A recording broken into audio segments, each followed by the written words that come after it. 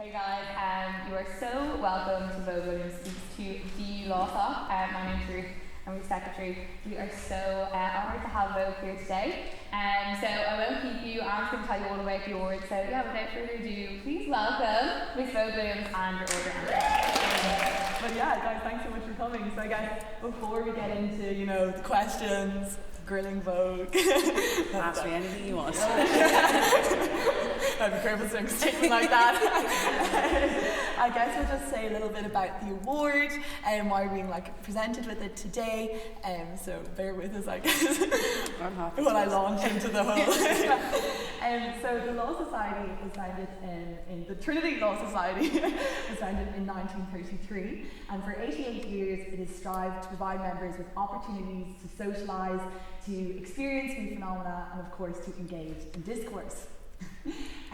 This year in particular, the Society wishes to place emphasis on empowering students not only in their careers but also in their everyday lives, and the Allii Proelio is an integral part of that endeavour. It is awarded to those who expand discourse and broaden the perspective of others, and Miss Vogue Williams not only meets that criteria but exceeds it. Her strength, humility and sincerity encourages all members of the Law Society.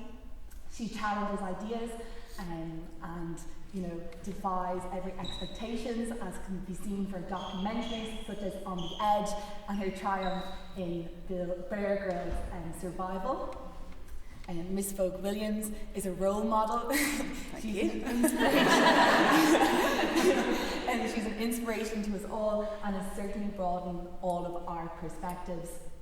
Her stellar business career, TV star, radio broadcaster, podcaster, to name but a few. Lots of it. Yeah. Encourage us all and inspire us all. Vogue, you've certainly left an indelible impact on all of our lives, and it is for that reason you are here for not only condemnation, but thanks. So we would like to present you with the Allii Proelio Award. Yay!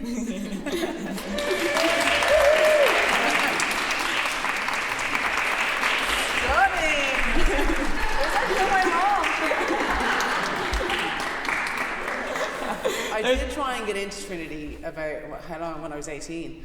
And yeah. So just a couple of years ago. Yeah, just a couple of years ago I tried to get in. You just wouldn't have me, I had terrible points. So well done all of you for doing it. Well, I guess, Vogue, the first thing is, if you any kind of words of acceptance you want to say first? Well, I'm absolutely delighted. I feel like I kind of am in Trinity now. Yeah. My name is here. I'm going to be telling everybody about this one. When I heard about the award, first of all, my manager and I were like, sounds dodgy. Yeah. I don't know if that's true. I thought, I was like, is someone taking the piss out of me? So to come here. Scam folder. We literally were like, I don't think that's true. Is it a real thing? And I was like, if you get me to go to this and it's not true, but I'm delighted it's true. Like a setup or something, like a prank. It's like, Vogue has been pranked. It's so Spencer behind it all, being like, haha. Well, he did not get one of these, so I'm delighted. Thank you so much. It does really, really mean a lot, especially coming from Trinity. So I feel like I've kind of gotten into Trinity in a way, so thank you. I'm delighted. So I guess, Vogue, before we talk about your exceptional career, and Joanne, and I guess probably the best place to start is if you want to tell us a little about, how was early life growing up in Hope. I've heard you say it's your favourite place on earth. I loved Hope. I loved growing up there. I loved where I went to school. I think growing up in Ireland is very different, obviously, to the UK, and even now, thinking of where our kids will grow up, I think that we're very lucky to have a place like this to call home. And I loved growing up in Hope. Obviously, I never stopped going on about it, but particularly now, having left and I moved to London 9 years ago or something like that, and was it 9? Something like that, oh my God. Ages, yeah. Because I went to Scotland after you guys wouldn't let me in. So I went to Scotland for a degree first, and then I came back here and went to DIT for a couple of years, and then went over to London. And did you kind of go on a limb, just? I kind of always wanted to go to London. It's kind of the easiest place, closest to home. and I knew I wanted to come back and forth, and I was working a lot in Dublin anyway, so it was kind of the perfect medium. I wanted to start my career over there but still keep working in Dublin, so it was the best place for me to be, and I love London. It's great, but I also love getting to come home. Because you studied, it was like construction studies, wasn't it, over in Aberdeen? Construction design and management in Aberdeen, and then quantity surveying over here. So. And that's obviously like, you know, you're a woman who wears like many hats, but construction is not one of them. So like, you know, how did you end up like changing your career so much? Do you know what? Because I did, my stepdad was extremely strict, so I had to go to college. I had to get degrees before I could continue to do essential. Yeah, I know. So there was really no choice. But then the building industry collapsed just when I finished my degrees, and everybody heard about that. Yeah, I know. Yeah, secretly delighted for myself. So everyone was going over to Qatar for my uni, and I was Qatar? like, I was like, I don't want to go to Qatar to go. And what is that? It's I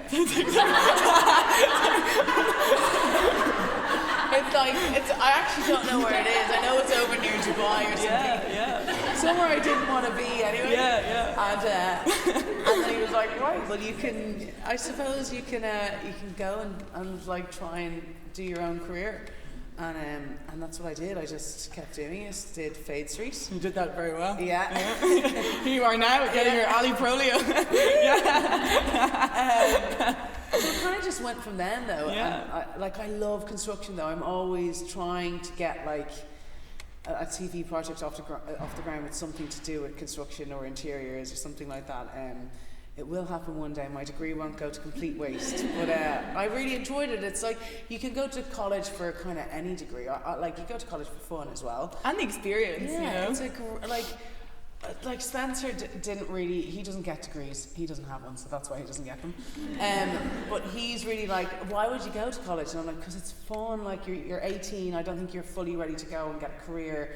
Like it's a nice way to just like experience life, kind of live off your parents for that little bit longer. Absolutely. And then go out into the world, because like you don't have any idea really what you want to do after. Well, I certainly didn't after my leaving cert, and I loved college, and I think it's a really important thing to do. I don't remember what the question was now. Yeah, how much I love college. Yeah.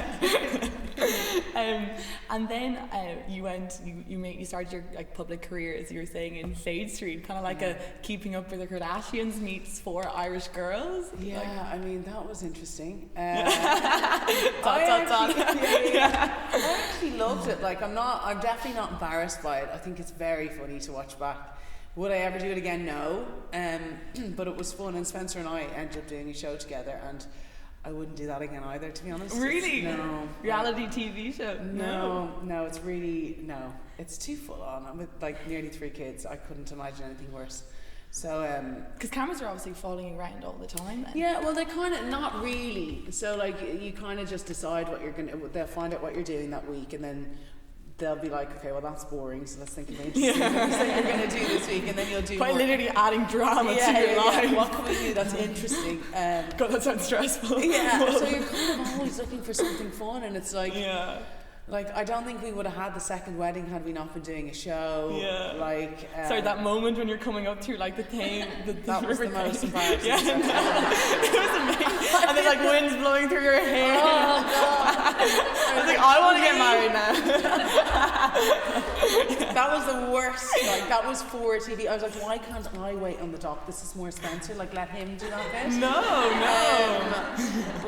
You get the private boat. Yeah. I hated that. Sitting on that boat. It was like taking like up the aisle to like a whole new level. Like, I think I was a queen, just sitting there like, hi to all my friends. No. So yeah, I wouldn't do any of that kind of stuff again, I don't think. And Fade Street, like bringing back, how did that even opportunity come about? Because again, like construction, and then all of a sudden reality TV star. Like, you know. Well, because I started modelling when I was 16 in school, and then from modelling, like you're doing all the press calls where you're kind of not really modelling, you're just standing in Grafton Street holding a Magnum. And then ice cream, anyone? Yeah, and like literally, it's actually quite funny to look back at the pictures now. But then did you that's literally do one for Magnum? People say Vogue Williams model. I'm like, please don't say that. It's don't look into my modelling career. But everyone's going to go Google that. Look up Vogue Williams' giant burger, like, honestly. I got €100 to do that picture. But and then through that, one of the producers saw me on Facebook, and it kind of came through Facebook. Like, damn, this girl never made a giant burger look so good. Yeah. Put her on TV. So I did that, and then from that, RTE picked me up for my first show, which was actually about home and away, because I don't know if it's still a thing over here, is it? Does anyone watch it? I was a big Well, like back when we first did that, like people were mad for Home and Away, like crazy for it. But so much so we did a whole show on it, and that's kind of where the documentaries came from. So you did a show about kind of about Home and Away. Oh, seriously? Oh my God, we used to be mad for it when we were like. It must have people just must not like it now. No, because I remember when I was in school, we got like half an hour each day to watch like TV. Yeah. So we'd always get like that little bit of Home and Away in. Yeah. Since then, I think it was like PTSD. I haven't watched it since. I must give it a look. I mean, it's absolutely shite, in fairness. But you did the TV show better, not me. I went to Australia and everything for it. That is like fan like to the next level. I used to love it. Yeah. So we did that, and then I did all my documentaries from it, and then I got Bear Grylls, and Bear Grylls was my first thing in the UK to do, and yeah, just since then, I've kept going. And different stuff. You as well did like kind of you do like serious like obviously like so you did the documentary on Edge, as you were saying earlier on, which is about like gender dysmorphia, drugs, like body image and stuff. So how is it like different, I guess, doing a show like that? How do you even prep for it? Well, you do have researchers. My friend is my director, and he used to slag me about like, you doing your research, because you don't actually do. You research after the researchers have done the proper research, then you do the research, and it's just like I don't like going into it knowing too much about the person. Like I never would speak to the person before, because you'd get there and you'd be like, hi, how are you? Like, I'm not being weird, I just don't want to talk to you. Because it's kind of like the Tommy Tiernan show. yeah. You're like, you want to wait until it's on camera, because like authentic. You would be bursting with questions to ask people, especially around trans. The transgender show was amazing, and I think that there's still a lot to be done on that. And like I found that really educational, and I thought that like I knew plenty about it, and like I see myself as an ally and everything like that, but actually it's a constant kind of learning curve, even with stuff like that. Absolutely. And that was the first time I'd ever heard of non-binary or anything like that, so doing things like that was just super, super interesting. And then we had the one on drugs was like, oh God, it was like, so that was actually meant to just be about like drugs that you would think of, like ecstasy, cocaine and stuff like that, and then it turned into the war on the what are they called again? Head shop drugs. I can't remember what they are, because that was a huge thing. Again, it was like that's when the head shops had opened, and everybody was going wild on these like drugs that nobody knew actually what they were or what was even in it. So dangerous. They were even more dangerous than like actual drugs. So that like the show that was meant to be about drugs turned into a show about that, and like the head shops and everything. And that was super interesting. But they've since closed, with loads of people just kind of changing the legislation and everything like that. And it was that was a mad show to film. Like some of the was it intense? You know, because obviously the issues are so like serious and like heavy. Yeah, I mean, it's some of the like you just feel sorry for so many people, obviously because they find themselves in that situation. But like a lot of young people, and then meeting like this guy's sister, like he died from doing the head shop coke and stuff like that, and just really like sad stories. So the people you met, like, they've had like they've had like an effect on you. Oh yeah, totally. You would remember people, of course, and it's I just found it all really interesting. I love talking to people. I love hearing about people's lives. I'm kind of inherently nosy. Just about like I'd love to know about your life. Oh no, you really wouldn't. I know what you get up to. Yeah. Were you watching my Instagram story? Because I think I've got 15 posts on Instagram. It's the Bisco. I do though. I find people just interesting. Yeah. I like talking to them, so that's why I used to love doing the documentaries. Yeah. I think we did 13 in the end, and then I just started doing kind of other stuff. Yeah, it's funny you see that, because obviously like with your reality TV show, even meeting you today was kind of gas. Like, I was saying like, oh, I know your aunt was like, I've never met her. This sounds so weird. She's gas. Yeah, Gina's gas.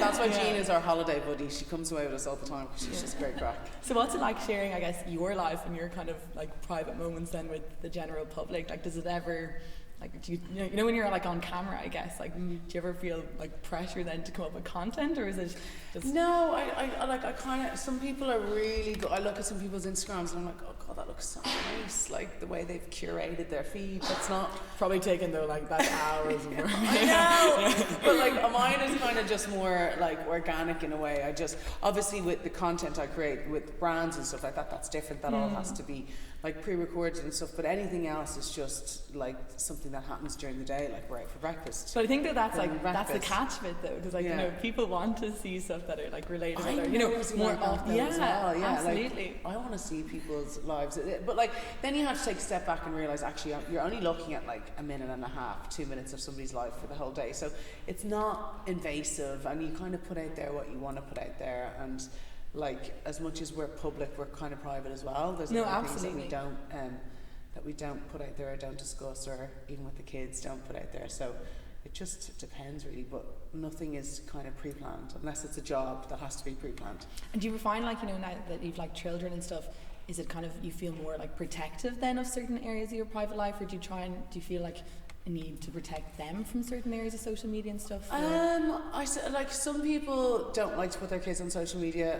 I kind of just do. Like I like documenting them. Yeah, because like sometimes people will mail me. You've got kids above, that cute, come on. Yeah, but like I'll see the pictures above it then that they'd commented on before, and it's like Theodore when he was like 3 months old, and I'm like, it's so nice to have those memories up there. But I would be careful about what I post. Like I don't like posting them having an absolute meltdown. As like you can try and be like Another tantrum.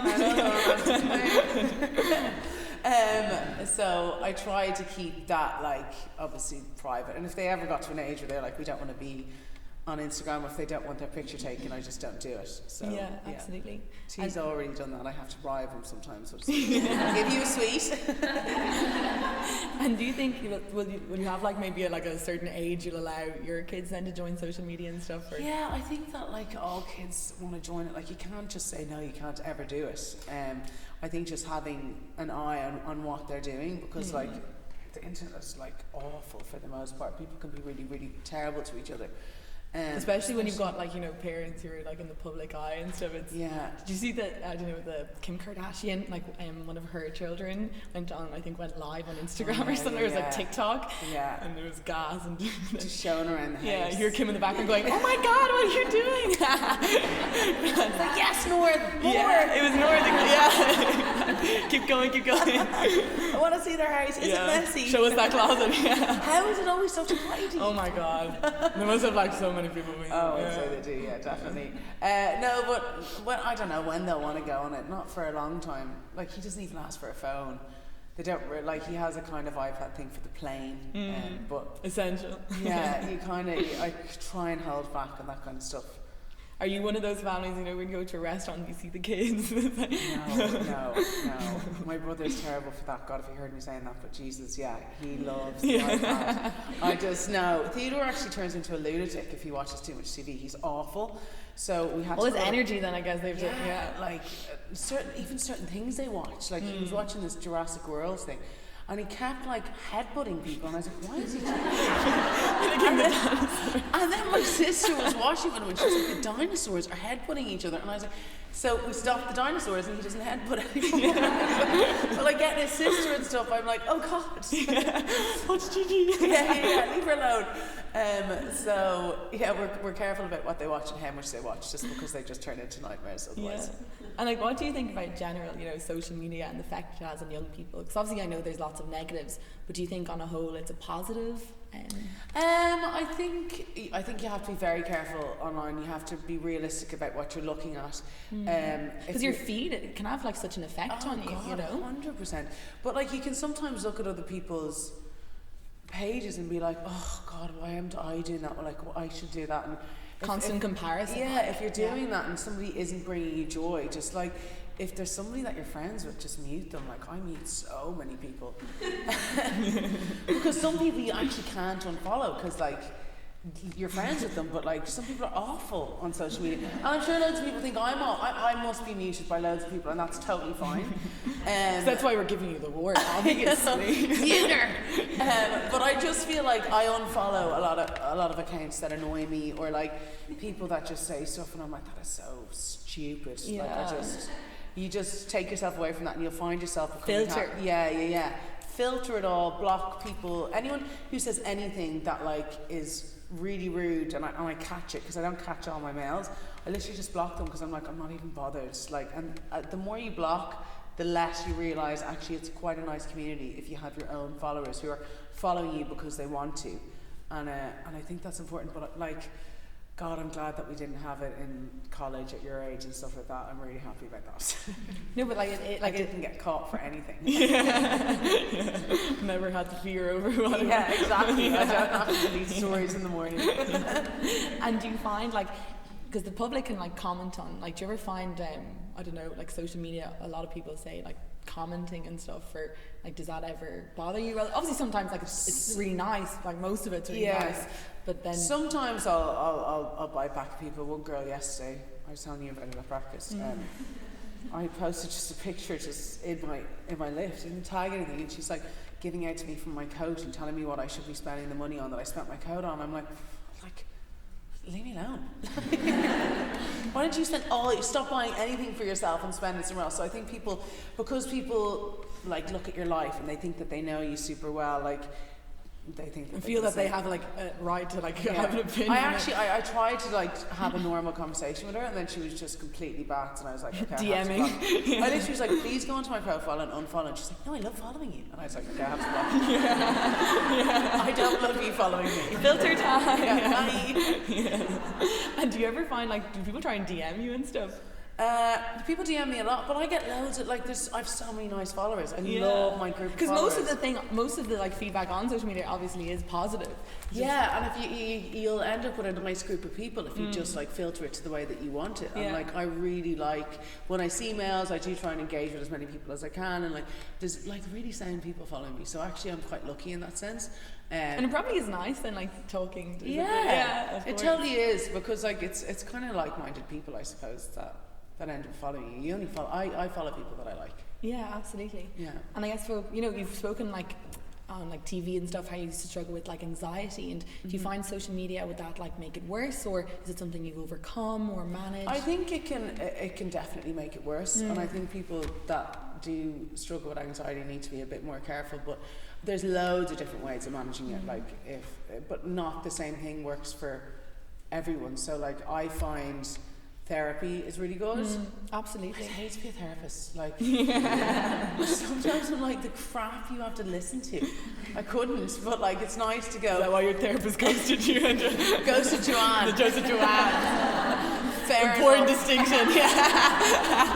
I was with her through that phase in her life, and fair enough. What do they say? A good friend is better than therapy. If you've exhausted your friends, a therapist is always great. And I that's why I train a lot. I find it really like puts me in a good mindset. And when I had really, really bad anxiety, I did go on tablets for a while, which I found really, really helpful. But I don't need them anymore, which is quite nice. But it's always nice to think that you can have backups. That's the thing, there's not one, as you said, everyone has different experiences, and it's whatever I guess works for you. And I know anyway, like for example, like exercise and stuff, they say like your mind is so like connected with your body and stuff. So is that like it's just kind of like, so because meditation doesn't work for me, because I'm always like then meditating lists in my head of things I need to do. So at least if I'm working out, I'm kind of just concentrating on what I'm supposed to do and listening to music. So busy concentrating. Like I have a very short attention span. You can't tell.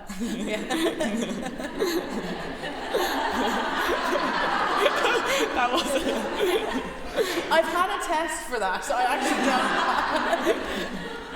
Who sent me for that? I think it was my stepdad. He was like, "What is wrong with you?" And I was like, "I don't know." I've just got so many things. Yeah, I have so many. I get bored of things, but like Spencer always says that as well. Like, I could ask him a question, and if his answer's boring, I'm kind of like, I could walk out the room, and I don't even know I do it. He's like, "You just asked me a question." I'm like, "Oh, sorry, I actually just lost interest." You were boring I'm me not there. trying to be rude. That was boring. I'm really sorry, but you're so Oh, that's brilliant. And So you obviously, as well as like being on TV, you do a lot of broadcasting. You recently, your Hearts FM. Yes. After 2 years of being on that, I think it was announced in December. You were leaving it. Was that a hard decision to come to? Or No.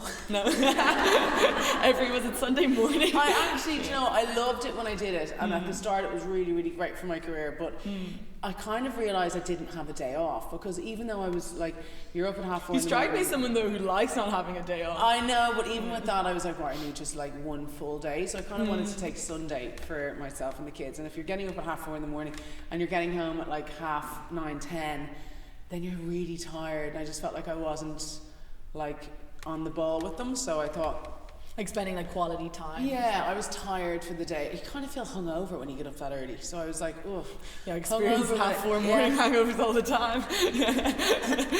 But like my Saturday night was kind of gone as well, because I had to go to bed early, and then like the Sunday was gone, and I loved it. 4:30. What time did you get up at? I got up to bed at 4:30, so I'd go to bed at like, 8, try and be asleep for 9, then you'd get up at 4:30. So you're putting the kids to bed and you're going I to bed as know, well, kind of, well I do that anyway I suppose, Yeah. but I'm kind of bored. bedtime for us all. Yeah. No, because I started watching that Euphoria, and now I can't stop. Oh, that's mad. Oh my god, it's so good. Yeah. Anyone hasn't watched it, definitely recommend Oh, definitely watch it. So good. But yeah, so I loved doing it. I learned a lot when I did it. I loved who I worked with. But I still do a lot with Global, who own the radio station, because both my podcasts are with them. Yeah. And how does like I guess like broadcasting or podcasting, is that podcasting? Is that Yeah, I guess I know. I kind of get to grips with that. You're a podcaster. Podcaster, yeah. Even I was announcing, you're a TV star, broadcaster, podcaster. Yeah, kind of it's a thing. It's a job. How does that compare to being on TV? Is there like one you prefer more? I kind of like the mix of everything. Again, it's probably down to my attention. So like getting to do something different. Which, by the way, is I had that coffee at breakfast. I never had coffee.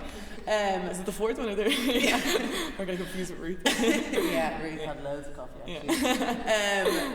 I like them all. I like the difference in what I do in my job every day. So yes, variety. Yeah, absolutely. Because it's quite fun, and it's like I'm doing a TV show next month for 10 days, and like I'll really enjoy that. But then like I'll move on. Is that to your something else. Send Nudes? Send Nudes. Yeah. So that's coming out. And that's about people's experience of plastic surgery. Yeah. So people who want to get plastic surgery and they don't know what they'll look like, and like all kinds of plastic surgery, and there's like an avatar thing that they've created so they can see what they'd actually look with plastic surgery and whether or not they actually want to go ahead and do it. That's so it's cool. kind of like The Swan, but like not nearly as bad, because you don't actually get remember that show? Did anyone see that? Yeah, no, what's that? That was so bad. So they used to literally take people and like change their whole face on TV. Yeah, mad. This one's more about body confidence and like loving who you are and not necessarily needing the surgery. But we did the pilot for it was amazing. Like there's just such a variation. We had a girl first of all who wanted a breast reduction, and a guy who wanted a penis enlargement, and he came on and like you saw everything, but like my heart kind of broke for him as well, and for her, because like they were just really struggling. So it was good for them to see it, but I'm excited to do that. And that's already filmed now, is it? No, I'm filming that next month. Okay. Yeah. And you've met and that was just the pilot. I the filmed pilot, with those okay. two, so we've lots more people coming on board, and I'm really excited for it. And when is that? When can we watch that? That will be out. I don't think it'll be out till September. Okay. Yeah, so we film it in March over 10 days. It's 10 days because legally, supposedly I'm not allowed to stand for more than an hour, 45 minutes when you're this pregnant. Seriously? It's quite nice, actually. Yeah. Another break? Yeah. And so you're also then as well, obviously, the podcast. Yeah. My Therapist Ghosted Me. How did that start off with?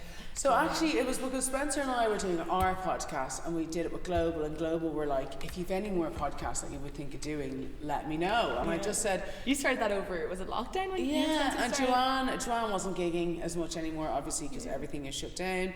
Yeah. Hard to do a gig, obviously. Yeah, no she was venue. kind of doing Zooms and stuff though. She did keep herself busy. Okay. But then we had to bring, I just suggested, like, we didn't know if it would work, because we were friends, but we didn't know if it would work. Because you need kind of like a certain, well, you and Joanne definitely have it, but before you going in, did you know, like, you need banter, obviously. Yeah, but you don't know what you're going to be like, because you kind of are still working. Like, we're not any different to what we are when we're together anyway, but like, it's just a bit more amped up, I suppose. Did you all, because you've known each other for years, haven't you? Yeah, we've known each other since we were 18, and then we became really, really good friends about 4 years ago. Okay. and so we did it, and it worked well, and then it just kind of grew legs, and that's what happened with that, and we love doing it. The only thing is now we kind of ignore each other for the whole week, because it's like, don't tell me about that, tell me on the pod, like you have to kind of say. You need to act surprised. Yeah, you kind of do. It's really strange. Yeah. You just can't talk to each other. Like we have our research chats together where we decide on topics and different things like that we want, and then that's about it. And would you do that like just before the show? Is it you'd sit down? No, we do it like, so we'll probably record on Wednesday, so today I'll spend a couple of hours just going through things, but like you see stuff all the time, and I'm like, because obviously social media as well. Yeah, so you see stuff all the time. That like I'll always screen grab and save, and then we have a Google. Like Joanne, when she sees the Allii Proelio, you know, there'll be the whole. She's going to be absolutely vicious. I'm actually going to have this on the recording, and I'll show her. Yeah. Nah. Yeah, we'll ask to see her bench. Yeah. So yes, that is content, in fairness. But yeah, then we just go on and chat for like an hour and a half, and it's just kind of great fun. It's gas. Yeah. I mean, we're thinking of doing lives. Well, we will eventually. Oh my do god, live. that'd be so good. I know, but the only thing is like. And take Q&As and stuff. No. Yeah, we would, but like this week's episode that just went out on Friday, like we had to cut a lot of shit out. And it's like, if you do a live, you can't cut it out. Is it Joe? Isn't that your like editor? Joe. Yeah, you all Joe. Yeah. Because Joanne doesn't listen to the pod. She can't bear to listen to it, but I listen to it because like I have to make sure that like we're not going to get in loads of trouble. Yeah. So I'm always like, a little bit of trouble. Do you want to take this bit out where you say this? And she's like, yeah, we'll take that out. So do you help like with the editing as well then? Yeah, I have to listen to it and just take stuff out. Do you know, Joanne will get away with like way more than I would get away with. So like, really? Oh god, why is that? Because she's a comedian. Oh yeah. So she can literally say like the worst things and get away with it. And if I said it, I would be cancelled. So feel a little bit careful. And do you find the stuff you say on like the podcast then ends up like crazy like headlines and stuff? Oh my god, like the stuff, even the stuff with Spencer, like. I said something about him dumping me when the baby's born because he's going to do this like really incredible TV show, and it's like Vogue Williams to get dumped by Spencer right after the baby. It's like he planned to like, dump me. So it's just weird. But that's the annoying things like grow legs. Like yeah. And actually, at the very start of the podcast, I was like, "Oh, take that out," because it's just like clickbait. And now I'm like, "No, don't take it out. Just leave it in," because I'm not going to just take stuff out because somebody's going to write about it. Because somebody will write about it anyway. Yeah. Like so that goes back to the whole social media thing, or like managing, like just crazy, even like headlines. I'm so glad that my mom hasn't figured out how to listen to it, because like it would be unbearable if she listened to it. So she hasn't listened to it at all? No, she's seen some of the stuff, and I'm like, Mom, honestly, don't listen to it. You'd be really unhappy. We also talk about your mum's Instagram game is like top class. Everyone's like, does she always look like that? I'm like, well, yeah, but she doesn't have a job. She should look like that. Yeah. But she never I don't think I've seen her in a tracksuit once, and only because it was my own tracksuit. Oh my god. So yeah, she's always like, she's a really good stylist. Like I always want her clothes. She's a great eye for fashion and putting stuff together. And would you say that you then kind of got like you're obviously like incredibly fast? Oh, like I you got it from her. All from her, yeah. I'm just raging about all this stuff. Like I look back at older pictures and I'm like, oh god, if you still had that, like I'd love to have that. Yeah. I'm like suction bagging all my stuff for Gigi. Yeah. And you definitely love like shopping and fashion. And, I know stuff. Yeah. I'm trying to get you try and be a bit more sustainable. I try to be more sustainable in my choices, but I kind of recycle all my clothes. So like there's a thing, I don't know if any of you know it actually, it's called Reliked now. I buy stuff off it. So like bloggers and influencers and stuff like that who get gifted loads of clothes, you can send it there and then they give a percentage to charity, but then I contacted the company, so they'll give all my money to my chosen charity. So like then you get all the clothes and then they go and somebody else buys them and rewears them, and then it's kind of, because like I probably do buy too many clothes. No, never. As someone who's trying to be better. So I remember watching your Vogue Spencer and Baby 2. I think Theodore hadn't arrived yet. It was like obviously the arrival to it. And you went, there was like one episode and you're going to this like clothes shop and you then started buying like girls' clothes. It's like, gas. Well, I used them. Yeah, exactly. Gigi's wardrobe is insane. I feel like Gigi's wardrobe is way better than mine. Honestly, I know. Yeah. I don't want anyone to see it because I'm like, that's a bit embarrassing. I love her clothes though, but I did say that this is her last baby and this is a boy, but I still find myself suction bagging her clothes just in case. Yeah, definitely. Yeah. If I was guaranteed a girl, I could possibly have another, but like, there's no guarantees. So you're definitely having a boy. There's a boy, yeah. Oh my god, that's so congratulations! Yeah, thank you.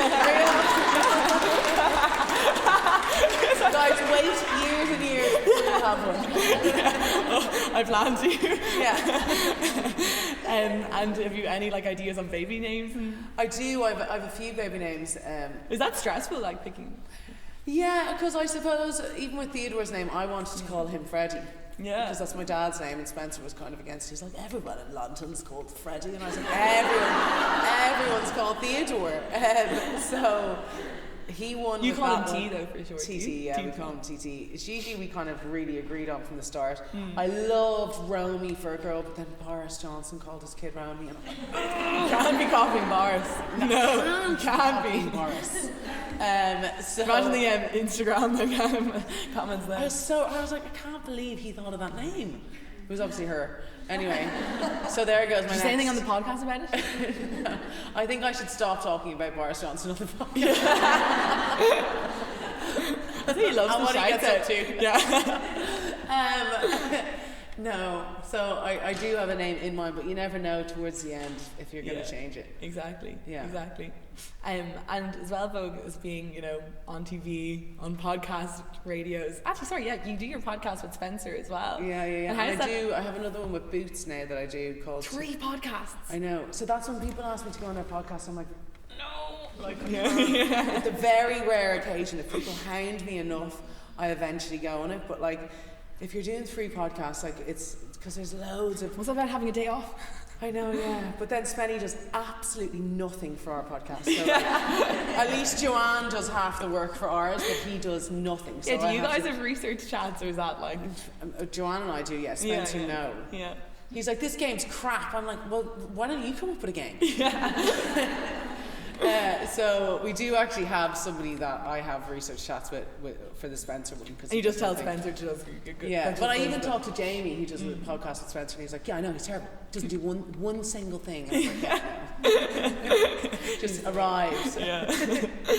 So for that, with yours, chat then with Spencer, it's kind of like Spencer just goes with it. Yeah, he kind of just goes with it. We have like little that. topics. I kind of know things that will wind him up as well, which is always good. What kind of stuff winds Spencer up? God, it could be anything. Like seriously, the Irish names kill him. Yeah. He's like, why is it spelt like that? You should name the new baby like something like, I don't know, Garrod or something. Nave, really Nave. Yeah, because they don't get the BH. Yeah, I know. Has Spencer learned? Have you taught Spencer any Irish? He knows a few words. He knows hedgehog, randomly enough. Oh, what is hedgehog? Graniog. Yeah, I know. He knows a few. No, but he loves Ireland as well. I mean, everyone loves Ireland. Yeah. Especially Irish people. Especially Hope. Especially Hope. Especially Hope. Who wouldn't have Hope? Yeah. A big fan. Anyone from Hope? Yeah. No? Go up there for lunch. Yeah. Plucking up. Say I sent you. No, I wouldn't do that. So it was a little bit at the start, and then it's just like, it was all about like lifestyle-y stuff. And it was kind of, everyone was bringing out those kind of books at the time. Yeah, because you talked a little bit about, I think, like what makes you feel good, and like, Yeah. And I mean, I wouldn't write the book again. No. My friend actually sent me a picture. She saw one in a bookshop. I was like, no way. That's still going around. They're still trying to get rid of them. I did enjoy the process actually, because I did do the whole thing myself. And, did it take long to write? I'd say about the guts of a year to do the whole thing, but I just did a children's book, which I really enjoyed. Yeah, jump to the stars. Yeah, the video on your Instagram of like Theodore when he like that was 2 sweets for that video. Only 2? Only 2, yeah. And he could be happy with 2 Smarties. Yeah. Oh, that's easy. Yeah, like 1, 2. Yeah. My brother's like, do you really clear. give him that? And I'm like, yeah, he's delighted. Look at him. How did you start about writing the children's book? Well, I actually went in for a meeting before lockdown to do that, and then we kind of there is somebody that helps me along with that, and then I chose the illustrator and everything like that, and the kind of vibe I wanted for the book, and like all the names you drew the and photos, everything. the pictures yourself. Yeah. She's a very good illustrator. Yeah. But like I love it. I love how bright it is. I know what I like to read for my own kids, and like it's not like sometimes when I open a book and I'm like, God, that is so long. I'm like, damn it. So I want to give in bedtime stories 15 minutes tonight. Yeah, this one you'll be 10 minutes and you'll have read the book to them. So and I think it's it'll really be a bestseller. Yeah. Bloody better be. Yeah. But I think it's really important to read to kids, and Theodora and Gigi just love books, and it's like it's something new. All the time, and their imaginations are great when they start reading it. Kids are gas at the stuff they come out with, honestly. Well, Theodore's constantly a different animal at the moment, which is kind of getting out of hand. Spencer sent me a video yesterday. He was licking Gigi. I was like, why is he doing that? He's a cat. I was like, go back to the dinosaur headbutting. I know. It's a tiny little story. I'm like, is that normal? Yeah. So no more animal books, and he gets really like annoyed if you don't know the animal he was talking about 3 days ago. So that can be like a bit difficult for something like a zebra. Like, what does a zebra say? I've learned a lot about animals myself the last while. What noise did that animal make? A beaver make? And I'm like, I don't actually know. So YouTube it. That's my life at the moment. You'll have to take him to Dublin Zoo. Oh, love that, yeah. He'll be coming home with all never hear sorts the of end the car ride back. So have you any, I guess, like, you know, obviously apart from expecting a 3rd child, have you any exciting plans coming up?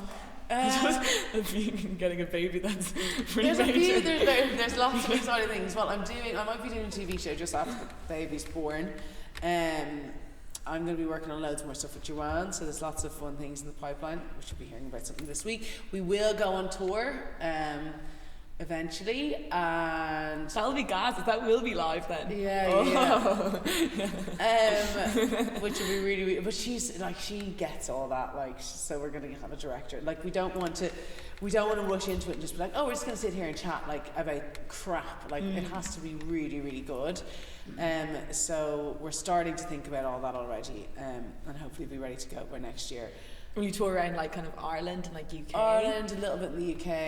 Yeah, I can't wait. Joanne's used to that kind of stuff though, and I like. Is Joanne going to Moscow still? No, she's not going to Moscow.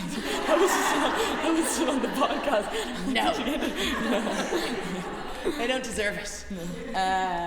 No, she's not going to Moscow. I don't think that'll be a great career move either. No. That won't be in the tour then. We've cut that out. Yeah. She's too busy though. She's up 40 Vicar Street. It's kind of amazing.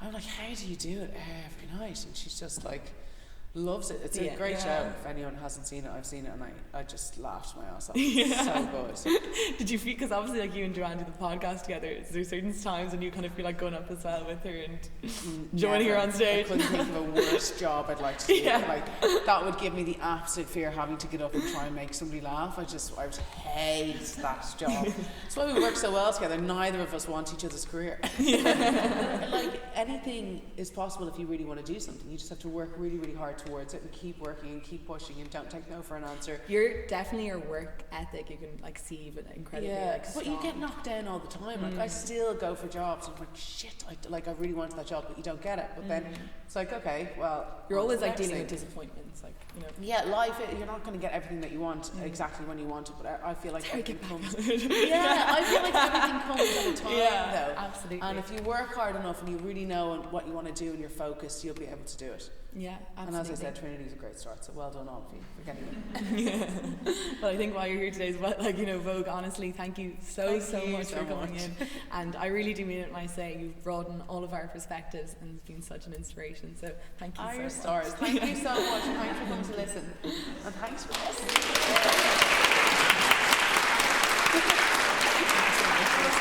Yeah, I did enjoy that.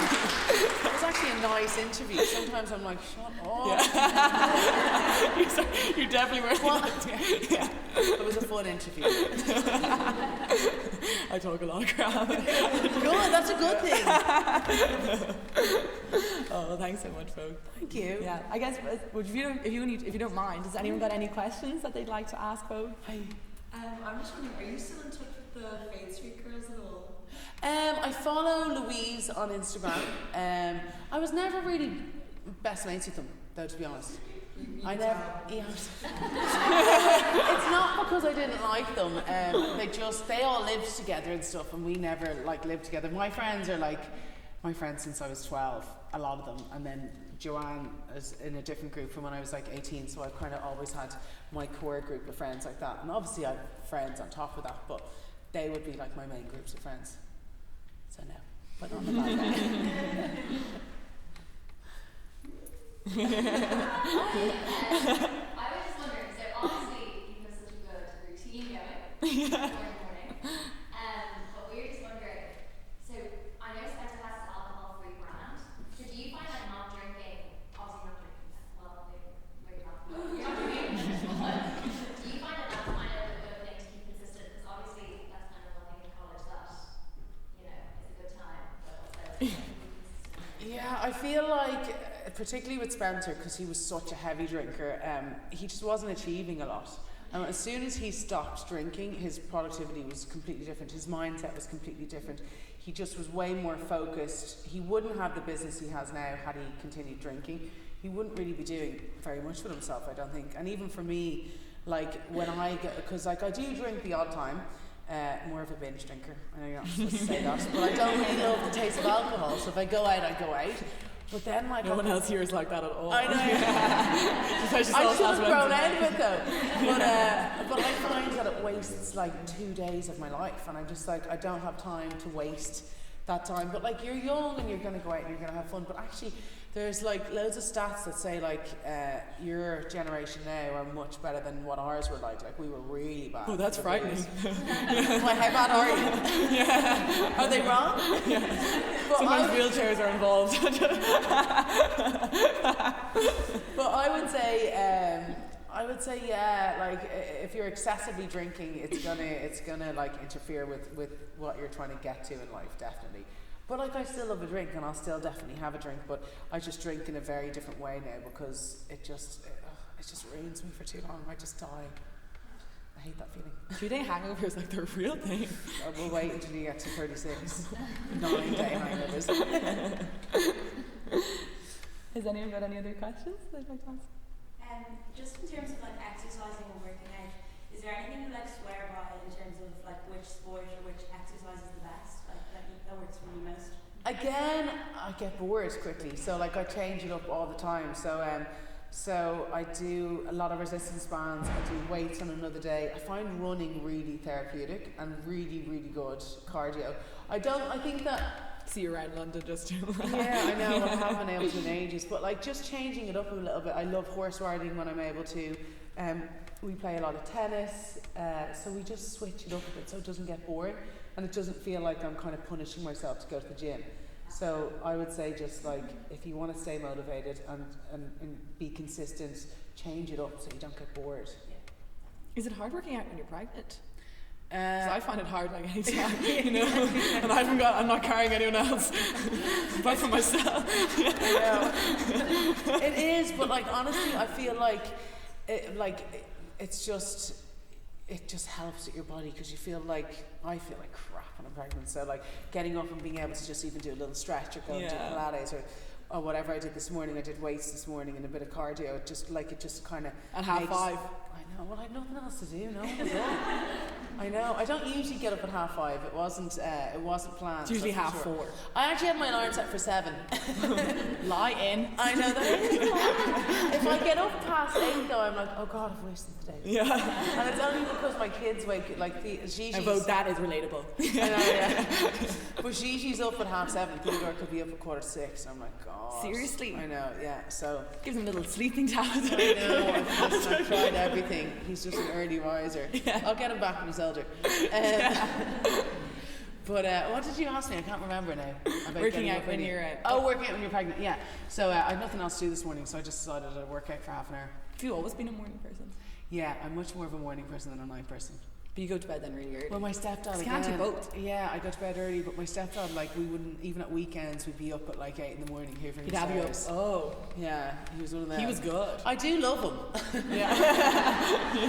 But he was very strict, so like I've always just gotten up early. Will you be like that now with your kids? Yeah, I don't really, like, I one of Spencer's nieces, like, sleeps till 1 o'clock in the day, and I'm like, Jesus Christ. Just, I wouldn't. I don't know why. I just wouldn't be able to let my kids do that. Yeah. You probably do that, do you? Never. I know you're looking at me. I used to do it. I used to have a whole day in bed and like be hungover, so it is acceptable. Yeah. A whole day, 8 o'clock. Yeah. Slacker. Anyone? One last question? Yeah, perfect. Hi. I think family's very important to you, like you just chatting about your stepdad and your kids and everything. How do you find like maintaining like a work-life balance? Like, do you have like boundaries in place? Like you said, okay, kids have to be up this time, or I can't work past this time. How do you manage all of it? Yeah, well, do you know what? It's kind of family, then work, and then social life. So I'd say if anything kind of gets thrown by the wayside, it's probably my social life, and I don't see my friends as much as I possibly should. But with the kids, we have help at home. So like, because I do so much of my work at home, like if I have an hour break in between the work, I can just go and I can take Gigi to the park, and then like, so although like I do work a lot, loads of it's at home, so I get to spend a lot of time with them. Like I need to have my time with them each day, so I'll get home today at like 4, and then I'll just stay off work till 7, and then we're doing a podcast at 7, and so like I kind of work it like that, but I have space in the day for them. A few hours. Don't get me wrong, like yesterday was amazing because I had the day off on my own and it was so nice to just like, no, my sister was inviting these people up with like kids, and I was like, it's my one day. Like, no kids are not coming up here. So I had a lovely child-free day as well today. But no, family's super important, and not just like my immediate family. Like I spend a lot of time with my aunts, and my sister and brother kind of live with us, which Spenny's okay with. So they're always really, really close. Yeah, I spend a lot of time with them. Kind of keeping up with the Kardashian kind of vibes. I know, yeah. Poor Spenny, he's like, are they staying forever? I'm like, no. Yeah. Would that be okay? But yeah. I love it. I love having them there. Yeah. Well, I think we won't grill you anymore, Vogue, and let you go back to your family. But yeah, I think if anyone could just give,